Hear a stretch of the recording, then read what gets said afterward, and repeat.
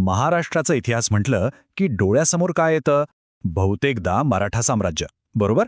पण या भूमीचा खरा सुवर्णकाळ तो तर कित्येक हजारो वर्ष आधीच सुरू झाला होता. चला तर मग महाराष्ट्राच्या या जबरदस्त आणि वैभवशाली प्राचीन इतिहासाची पानं जरा उलटून पाहूया. हे हे फक्त एक वाक्य नाहीये. खरं तर हे त्या संपूर्ण युगाचं सार आहे. एक असं युग जे सामर्थ्याने, अप्रतिम कलात्मकतेने आणि नवनिर्मितीने अगदी ओतप्रोत भरलेलं होतं. मग चला आपण ह्या वैभवाच्या थेट मुळाशी जाऊया आणि पाहूया की हा काळ नेमका इतका खास होता तरी का. तर या महान कथेची सुरुवात पाया कोणी रचला? तो रचला सातवाहनांनी. हो, या भूमीवरचं सगळ्यात पहिलं विशाल साम्राज्य. खरं तर त्यांच्यापासूनच महाराष्ट्राच्या एका संघटित इतिहासाला सुरुवात होते. सातवाहन साम्राज्य म्हणजे साधारणपणे इसवी सन पूर्व 230 ते इसवी सन 220 पर्यंत. हे होतं महाराष्ट्राचं पहिलं सार्वभौम राज्य.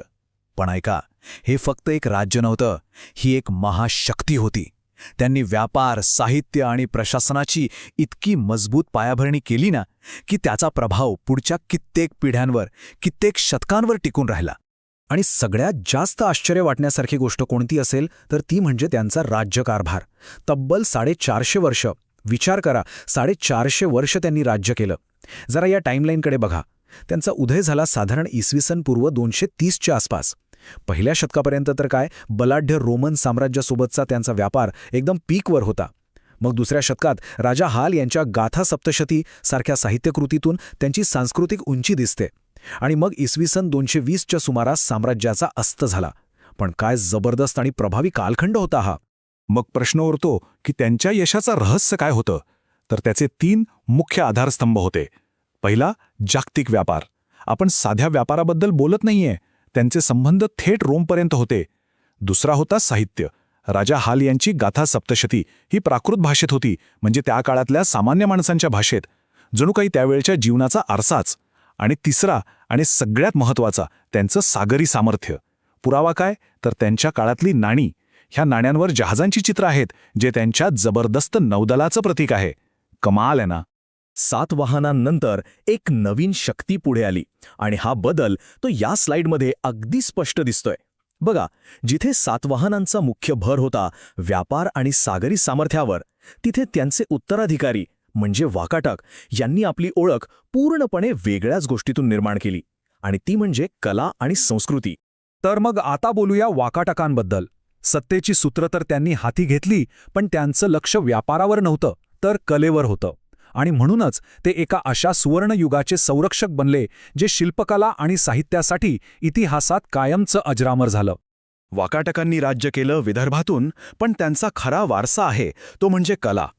जगप्रसिद्ध अजिंठा लेण्यांमधली जी चित्रं आहेत ना, त्यांचे आश्रयदाते हेच होते. अरे, इतकंच नाही तर असं मानलं जातं की महान कवी कालिदास यांनी मेघदूत हे अजरामर महाकाव्य नागपूरजवळच्या रामटेक इथे त्यांच्याच काळात रचलं. म्हणजे त्यांचं राज्य हे खऱ्या अर्थानं एक सांस्कृतिक केंद्र, एक कल्चरल हब बनलं होतं. वाकाटकांच्या कलेच्या या वारसापासून आता आपण पुढे जाऊया. त्यांच्यानंतर आले चालुक्य आणि राष्ट्रकूट, आणि त्यांचं योगदान होतं स्थापत्यशास्त्रात म्हणजे आर्किटेक्चरमध्ये. याच काळात जगातील एका महान आश्चर्याची निर्मिती झाली. 1 मिनिटासाठी फक्त विचार करा, एकाच दगडातून अख्खं मंदिर बनवणं शक्य आहे का? म्हणजे दगड एकमेकांना जोडून नाही, तर एकच मोठ्याचा मोठा खडक वरपासून खालपर्यंत कोरून. हो, फक्त एकच अखंड खडक. आणि या प्रश्नाचं उत्तर आहे हो, हे शक्य आहे. आणि त्याचं मूर्तिमंत उदाहरण म्हणजे वेरूळचं आपलं जगप्रसिद्ध कैलास मंदिर. या स्थापत्यशास्त्रीय चमत्काराचं श्रेय जातं राष्ट्रकूट राजा कृष्ण प्रथम यांना. पुन्हा एकदा लक्षात घ्या, हे मंदिर विटा दगडांनी बांधलेलं नाहीये. एक पूर्णच्या पूर्ण डोंगर वरपासून खालपर्यंत कोरून काढलेला आहे. हे फक्त मानवी कौशल्याचं उदाहरण नाही, तर अफाट कल्पनाशक्तीचं एक जागतिक आश्चर्य आहे. तर बघा, आपण व्यापारावर भर देणारी साम्राज्य पाहिली, कलेला प्रोत्साहन देणारी राजघराणी पाहिली. आता आपण या प्राचीन इतिहासाच्या अंतिम टप्प्याकडे वळूया. तो टप्पा जिथे आजच्या आधुनिक महाराष्ट्राचा पाया रचला गेला. यानंतर आले शिलाहार. त्यांनी कोकण आणि कोल्हापूर यांसारख्या प्रदेशांवर राज्य केलं. अंबरनाथचं जे सुंदर शिवमंदिर आहे ना, ती त्यांचीच देणगी. पण त्यांचं सगळ्यात मोठं आणि सगळ्यात महत्त्वाचं योगदान कोणतं असेल तर ते म्हणजे त्यांनी महाराष्ट्राला एक निश्चित भौगोलिक आणि सांस्कृतिक ओळख दिली. त्यांच्याच काळात मराठी भाषा आणि संस्कृती खऱ्या अर्थाने रुजली. आणि असं म्हणायला हरकत नाही की आजच्या महाराष्ट्राचा नकाशा तेव्हाच आकार घेऊ लागला. सातवाहनांच्या व्यापारापासून ते वाकाटकांच्या कलेपर्यंत, राष्ट्रकूटांच्या अद्भुत स्थापत्यशास्त्रापासून ते शिलाहारांनी घडवलेल्या आपल्या सांस्कृतिक ओळखीपर्यंत, हा सगळा इतिहास फक्त पुस्तकांच्या पानांमध्ये नाहीये. तो आजही इथल्या मातीत, इथल्या कलेत आणि आपल्या महाराष्ट्राच्या अस्मितेत जिवंत आहे. मग शेवटी प्रश्न हाच उरतो की या इतक्या महान आणि गौरवशाली वारशातून आज आपण काय शिकतो?